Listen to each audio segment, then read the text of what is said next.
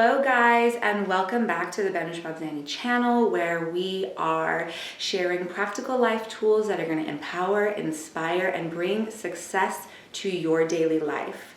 Now, you don't typically see someone sitting next to me, and you have to be a special kind of person to do so. You have to have made quite the impact on me. And so this gentleman right here has done so. This right here is Sky Nelson Isaacs. Sky Nelson Isaacs is the author of Living in the Flow, The Science of Synchronicity and How Your Choices Shape Your Life. He is a physics educator and author who is fascinated by the mysterious way life unfolds for each of us, synchronistically and with natural flow. He's developed a theory that connects science with what might be thought of as spiritual reality. Okay, welcome Sky. Thank you so much for being here. So you are a trained physicist, and in that line of work, you have developed a hypothesis to explain how quantum mechanics plays a role in synchronicity. So can you explain that to those of us who are not physicists? I think it's really important to understand synchronicity as an experience that we have in life all the time. Meaningful coincidences that show up in our lives.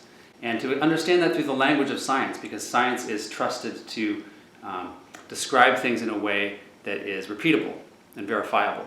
Now, a synchronicity is a meaningful coincidence. It was originally described by Carl Jung, a psychologist, as a meaningful coincidence. And I go a little more specific. I say a synchronicity is a meaningful event that happens in your life. But it's meaningful because it leads to future experiences that you're actually seeking to have. I want to tell you a story of synchronicity and the reason why this man is even sitting in my chair. So I have written my book, as some of you know. And after you write the book, what's the next step? Getting published. And so I've been doing a ton of research on publishing, whether I should self-publish, traditional, how do I do it, what do I do? I knew nothing about it, and I was submerged in the world of research to find out. I was trying to find authors to connect with that had been through the experience so I can learn more. That's where I was. I was saturated in that world. Then I was at an event where I was the MC. I had arrived a few minutes early, and I was just kind of in my zone, looking away, wandering off. And suddenly, from behind me, I hear a voice saying, "Can I tell you about a book I just published?"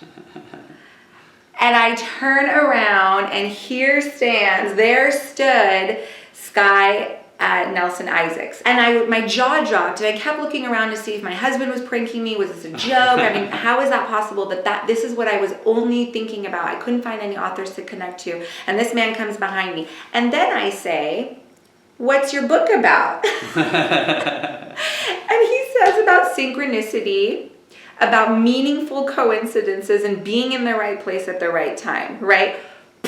Blew my mind, okay? So that moment, that is a definition of synchronicity, right? I had been looking for, and you arrived. So how would you explain that? Synchronicities are meaningful coincidences.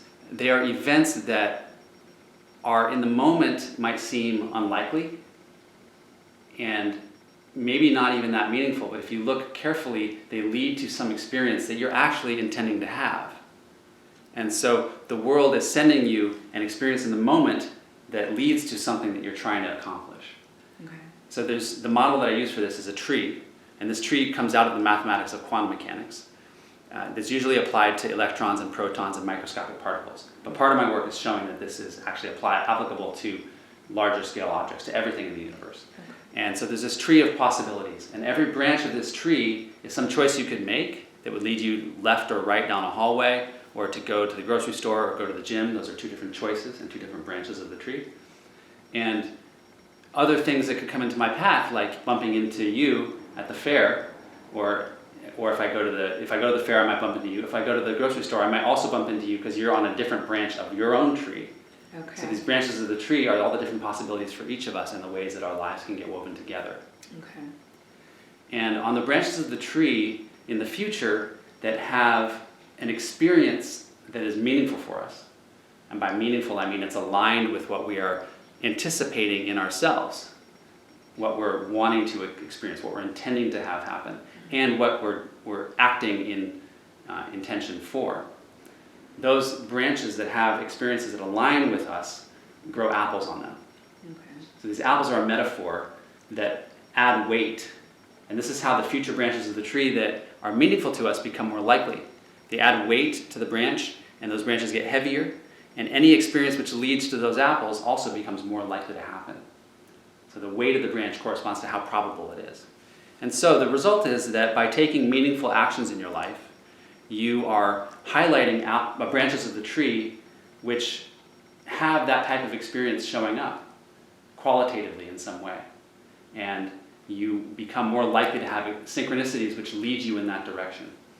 So this is sounding familiar because right now what we're hearing a lot, it's been around for a long time, but it's getting very popular, is the idea of manifestation, right? The law of attraction. So if we really visualize something that we want, we can get it, we can have more meaningful events, right? Meaningful connections, more synchronicity. So how would you relate this, the theory of law of attraction with synchronicity? The law of attraction is really useful in its statement that what we put our energy into manifests. Right. And it manifests in the form of synchronicities, of individual experiences which show up in our life, which make that particular thing more likely to happen or unfold in our life. I really emphasize being able to see the synchronicities that show up in life. Everything is a synchronicity. Everything is a meaningful coincidence in some way. And the more you can see the deeper growth that's available for you in a circumstance, regardless of whether you think it's beneficial or not, the more you can get into flow. Because I think that synchronicity is a process which leads us into flow. If we get into alignment with the synchronicities in our life, we get into flow. And it leads us towards healing and growth. I can say all I want. Yes, I manifested it. I can talk about the theory, and the theory is there, and I believe it. But I also have that critical side that's saying, okay, tell me the science behind it. You don't see a lot of studies proving this. So what's the scientific kind of explanation of that encounter? Well, the model that I work with, which is definitely not fully validated or anything like that, but it's completely justified and aligned in the work that I do. That's what I try and do. There's a few aspects to this. One, you had put in effort, you said, to find out about publishing. So experience is the fundamental thing that the universe is paying attention to. What kinds of experiences do you want to have? What kinds of experiences are you anticipating?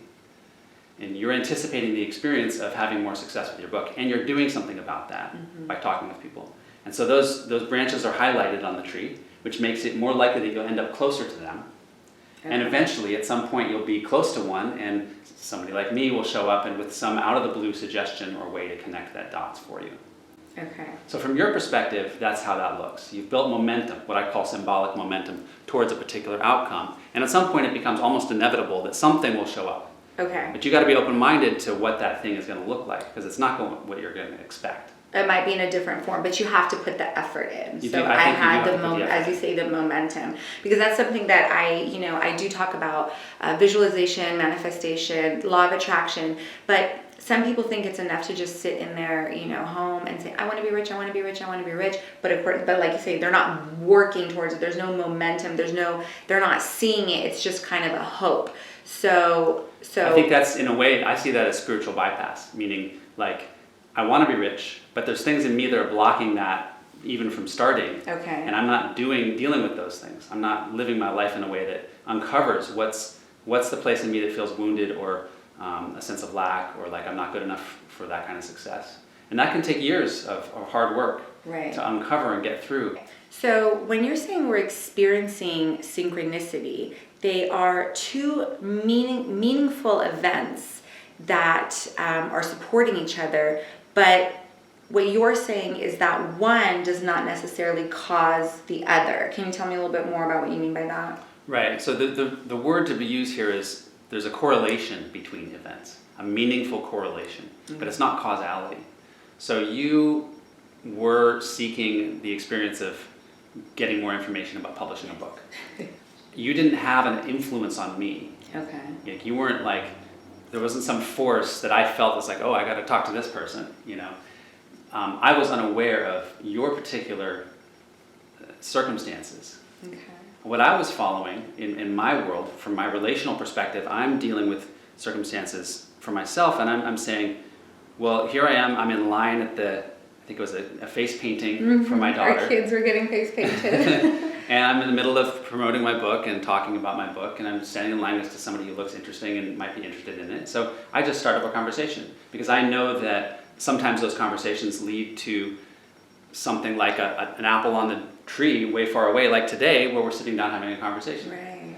And so I just learned to sort of seed the ground with those possibilities by striking up a conversation, because it's not going to happen if I don't strike up the conversation. Right. But in this case, it served a purpose for you that was meaningful. So what we're doing is not causing people to show up in our life at a certain place in time, but we're moving along this tree, navigating it, and by the choices we make, we allow different branches of other people's trees to fall into place in our world in a meaningful way.